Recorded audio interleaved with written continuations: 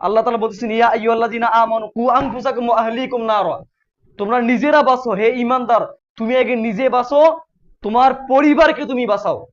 আগে তুমি নিজে বাঁচো, তারপর তোমার পরিবারকে তুমি বাঁচাও। নিজে বাঁচার কোনো নামগন্ধ নাই, পরিবারকে বাঁচার কোনো নামগন্ধ নাই। আহা, গান চালিয়ে দিচ্ছি, আমার ছেলেরা নাচতেছে, আমার মেয়েটা নাচতেছে, ছোট ছোট নাতিগুলো নাচতেছে, বাহ কি সুন্দর, কি ভালো লাগতেছে আমাকে, আমি দেখতেছি আর আমি মজা নিচ্ছি। আরে ভাইরা, আপনার পুরো পরিবার ইমানটাই চলে গেছে, পড়েন নাউজুবিল্লাহ।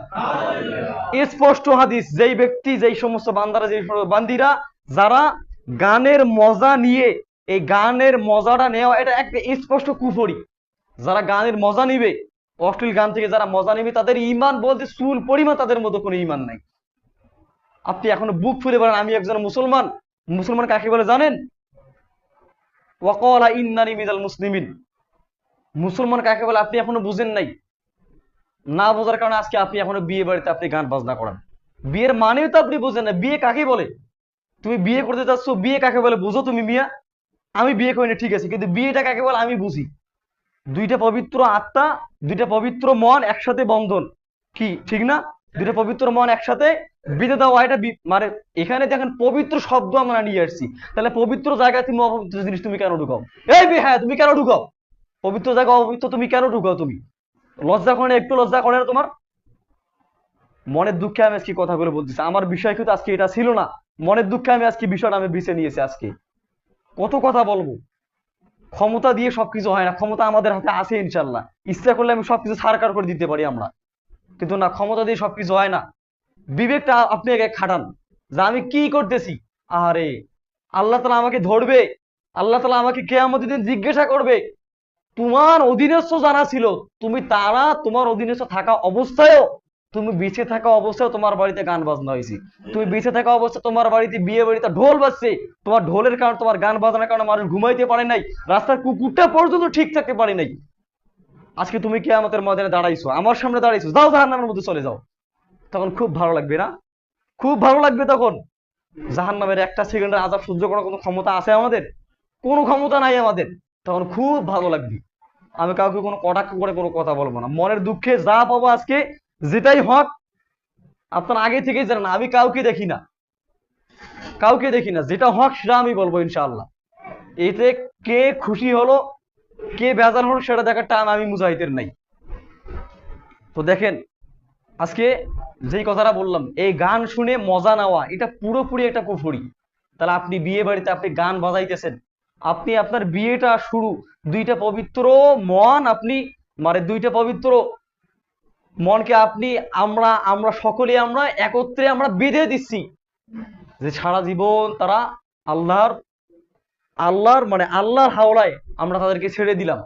বিয়ে বাড়িতে তাদের কত সুন্দর দোয়া হচ্ছে, আল্লাহ তাআলা এই জুটিটাকে, এই মানে বিয়ের বন্ধনটাকে আমরা তোমার হাতে ছেড়ে দিলাম, কিয়ামত পর্যন্ত তুমি স্বামী স্ত্রীর মধ্যে তুমি বরকত দাও। কি আমরা দোয়া করি না? কি কথা বলেন না কেন? দোয়া কি আমরা করি না? দোয়া করি ঠিক আছে, কিন্তু আপনি দোয়ার করার আগে আপনি কি ঢোকালেন এখানে? আপনি হারাম দিয়ে শুরু করলেন। তার আগে আপনার ওই বিয়ে, আপনার যে ওই বউ তালাক হবে না তার কি গ্যারান্টি আছে? আপনি হারাম দিয়ে শুরু করছেন, আপনার ওই বিয়ে টিকবে না, তো আপনি লিখে নেন। খাতা কলম থাকলে, মোবাইল থাকলে আপনি নোট করে না। আমি এখনই বলতেছি, যেই বিয়েতে হারাম দিয়ে শুরু হয়, ওই বিয়েতে কিয়ামত পর্যন্ত কোনো শান্তি, ওই সংসারে কোনো শান্তি বলতে কোনো কিছুই নেই। ঝগড়াঝাটি, এমনকি তালাক পর্যন্ত হয়ে যেতে পারে, কারণ শুরুতে তো বরকত দিয়ে শুরু হয় নাই। হ্যাঁ, বিনোদন ঠিক আছে, বিনোদন আমরাও বুঝি। কেন আমরা কি বিয়ের প্রোগ্রাম করি না? আপনারা ফেসবুক ইউটিউবে দেখেন আমাদের শিল্পী গোষ্ঠীর প্রোগ্রাম গুলো, আমরা অসংখ্য আমরা বিয়ের প্রোগ্রাম করছি, হিসাব ছাড়া আমরা বিয়ের প্রোগ্রাম করছি, সেখানে আমরা সুস্থ বিনোদন আমরা করছি। আল্লাহ রসুল বলছে তোমরা দফ বাজিয়ে তোমরা বিয়ের আহ্বান করো, দফ বাজিয়ে তোমরা বিয়ের ঘোষণা দাও। দফ কি আজকে আমরা অনেকে বুঝি না। আপনি, হ্যাঁ, আপনি আমাদের কাছে আসতে পারেন, যারা জানে তাদের কাছে যাইতে পারেন যে হুজুর বা হাফিজ সাহেব বা হুজুর সাহেব, যেটাই হোক না কেন, আপনি তাদেরকে জিজ্ঞাসা করেন যে একটা বিয়ে, বিয়ে মানেই তো একটা আনন্দ না, আনন্দ না করলে হয় না, একটু মানে দরকার আছে সবকিছুতেই। যেহেতু বিয়েটা এটা একটা খুশির সংবাদ, একটা খুশির জিনিস, এই খুশির মধ্যেও কিছু খুশির দরকার আছে, এটা আমরা মানি। হ্যাঁ, তবে খুশিটা যেন হালাল হয়। ইসলাম যে বিনোদন নাই তা না। আল্লাহ রসুল বলেছেন তোমরা দফ বাজিয়ে তোমরা গজল বলো, যাই বলো। আল্লাহ রসুল সাল্লাল্লাহু আলাইহি ওয়াসাল্লাম যখন মক্কা থেকে যখন মদিনায় হিজরত করেন, ওই সময় মদিনার অবাল বৃদ্ধ বনিতা যুবক যুবতী ছেলে মেয়ে নারী পুরুষ যারা আছে সকলে তারা বলতে শুরু করলো দফ বাজিয়ে, তলা আল বাদরু আলাইনা মিন সানিয়াতিল ওয়াদা ওয়াজাবা শুকরু আলাইনা মাদা লিল্লাহি দা আইয়ুহাল মাবউসু ফিনা জিতা মিন আমরিল মুতা জিতা শাররাফতাল মদিনা মারহাবান ইয়া খায়রাদা। সুবহানাল্লাহ বলেন। দফ বাজাইছে মিয়া, ঢোল ওই দুই দিকে ঢোলে টানা, দফ এটা একদিকে বাজায়। কি বলবো, কিভাবে আর আমি আপনাদেরকে বোঝাবো? আস্তাগফিরুল্লাহ আস্তাগফিরুল্লাহ।